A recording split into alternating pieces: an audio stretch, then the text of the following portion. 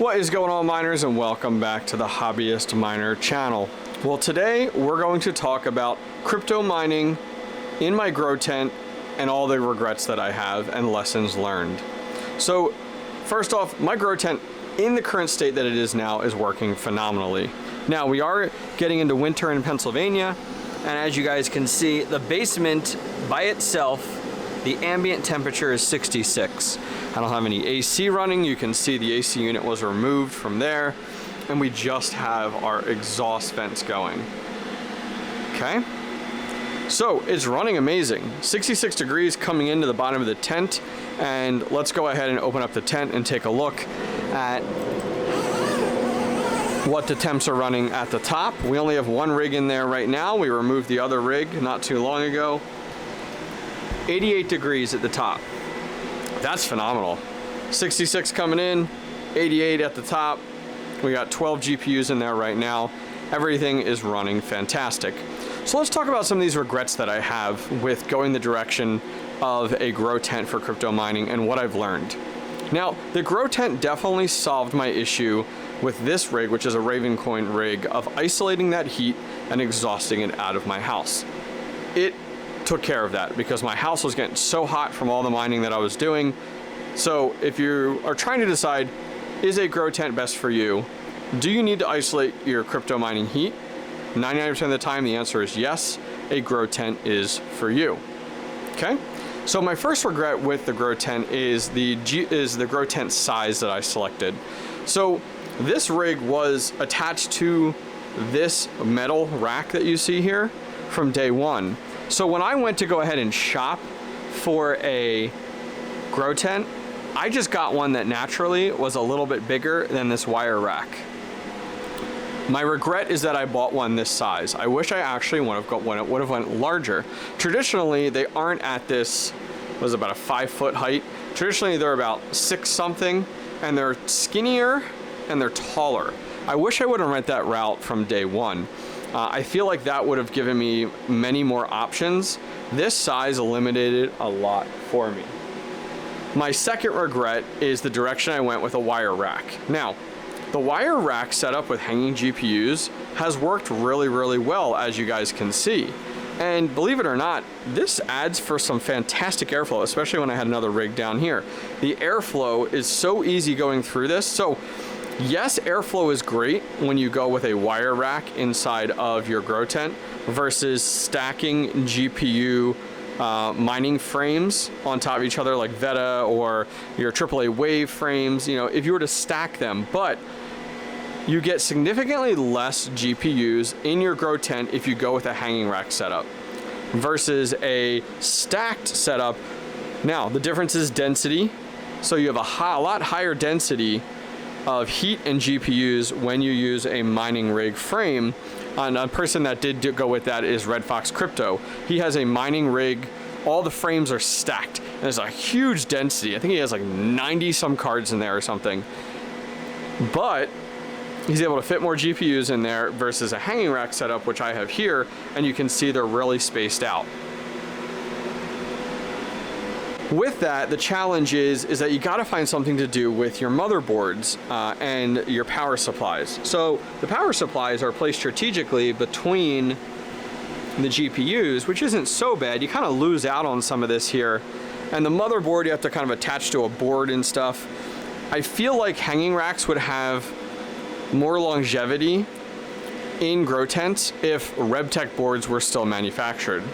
If you guys aren't familiar, RebTech boards actually hang just like these do. They're skinny, just like a GPU. They're literally the size of a GPU, and they're an all-encompassing motherboard. It has the CPU, has the memory, has the cooler. Everything is on that hanging rack, and it's so nice. I think they were originally for retail for like $189, and they support up to 8 GPUs. They just don't sell them anymore. But those are ideal for what we're doing here. All right, another regret is intake.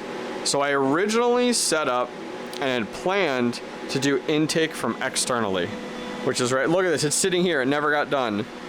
We have 2 filter boxes, so we were gonna run 2 intakes that were 6-inch into this filter box that has a MERV filter right in the middle, and then it would go outside to our window to these exhausts here. So they were gonna go right there. Our exhaust was up top, our intake was gonna go right there. I did get it up and running for a short time with just one 6-inch and it was passive. But what I found was if you try to, I was really hoping the concept of building an all-encompassing system would work and that I would be successful with it, meaning it would pull air from outside into the tent and then exhaust it, never touching any of the air inside of my house. Well, that became very difficult from the time that I did do one run and tested it. The heat became really difficult to do that, especially in the spring and summer. So what I found was what is more manageable with Grow Tent intakes is to use ambient air. So use the ambient air from inside of your house. So I have that one open and that's like a mesh screen there open. And then on the other side of the tent, you can see the other one right there. With doing that, it does pull air from inside of your home and exhaust it. So your electricity cost will go up a tiny bit. I would say under $20 a month. But at the end of the day, it definitely is so much more manageable. The ambient air coming in, you know, is going to be comfortable temperatures in the 70, 72 degrees based off of what you keep your house, and it's exhausting it externally. So I definitely regret trying to do external air. Okay, my last one, and probably the most important, is exhaust size.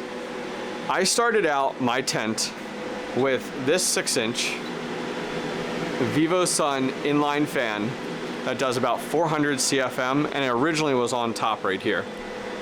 It does not cut it. I couldn't even do 6 of these GPUs. I'm sorry, 12. I had to do 6 GPUs only in this entire tent because I am mining Ravencoin, but a 6-inch, I'm gonna say this straightforward, is garbage. Garbage. Do not make the mistake that I did. I ran a 6-inch for weeks trying to find a solution for me to increase that. I wonder if this still has it. It doesn't, okay.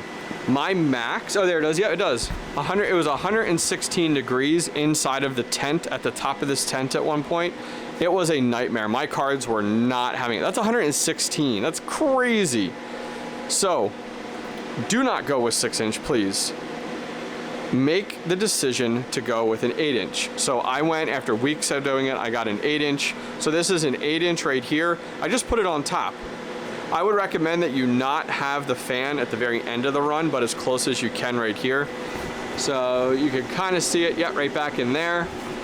I stuck it there and I did a little board on top and I have it sitting right on top of here. And then it exhausts right out the side there. And that's I have a window. I have the window propped open a tiny bit. There is a wood board that wrapped in contractor plastic with a vent on the outside. I'll put a picture up real quick. And it does awesome. This setup is good. Now keep in mind when you're running this, the less curves, the better. So I tried to make it a little bit more natural until about here, real hard, and then we kind of circled it around there.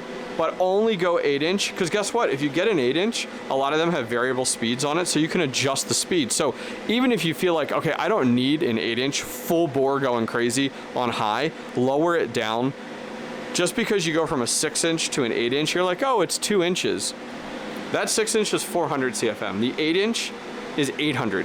You've doubled your CFM from going from 6-inch to 8-inch. Do not go lower. This is your warning and your PSA. I've learned my lesson and wasted my money. I went from the 6-inch to the 8-inch, do an 8-inch with 800 CFM or more. You will not regret it. I only have 2 running right now because I had the 6-inch already and I was like, well, I might as well use it. So that's why I have 2 running right now and I have both of them on 50%. I got one on the left side of the tent, sucking it out, and one up above. Well guys, that is it for today's video on crypto mining grow tent regrets. If you guys are interested in getting into using a grow tent, I'm gonna save you some time. So I've gone ahead down below and listed out a parts list for you to get started with a grow tent. We're going with AC Infinity versus what I went with, which was HIVEOS, and you will find a grow tent listed that will give you room for growth. You don't want to get a grow tent that is the exact size of your mining rig because you want to grow as a miner. I know how it is, guys. I'm just like you. In addition to that, I've included all the ductwork for an 8-inch setup, even an exterior exhaust vent for that. So I've tried to include everything I can think about that you may need using your inside ambient air and the exhaust. I'll put links to everything down below. Well, thank you guys very much for joining me today. If you enjoyed this video, give it a thumbs up and don't forget to subscribe. Take care.